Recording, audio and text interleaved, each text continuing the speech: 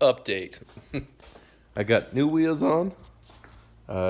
There's literally zero rub, and they poke like crazy. Looks sick. And I've been working away all night on the rear end setup. So I guess I should go to this side. This side's not done. So I've got everything put together. Axle is in, the knuckles on, the hub's on, everything's on, and it all lines up. There's no rub or anything. So now I just gotta bolt up the other caliper and tuck away the other ABS sensor, and then figure out what the heck I'm gonna do with that, because there's no way I could get the wheel speed sensor to read the 350Z axle.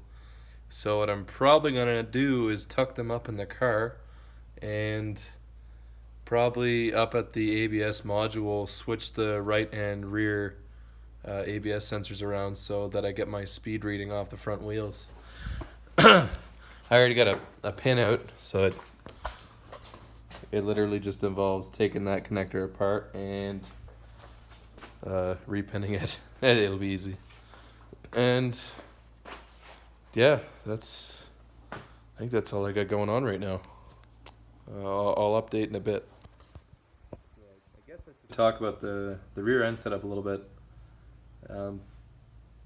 Basically, with the CDO9 and the 411 Diff, I was revving at like 2,900 RPM at 100 kilometers an hour, and it was just way too much. So instead of spending a bunch of money on like a Quaife gear set and driveshaft shop axles, I just opted to buy some junkyard parts. A 3.5 G35 VLSD R200,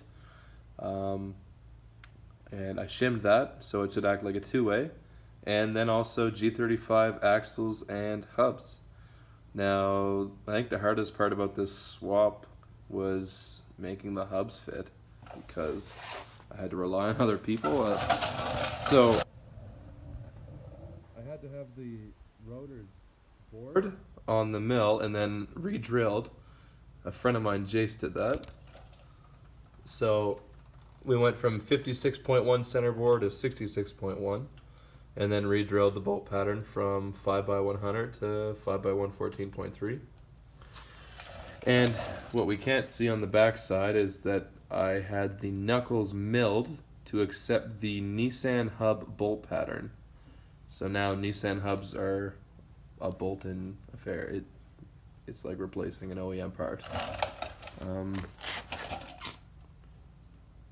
Yeah, so really that's that on the rear end, and now I just need to build the drive shaft.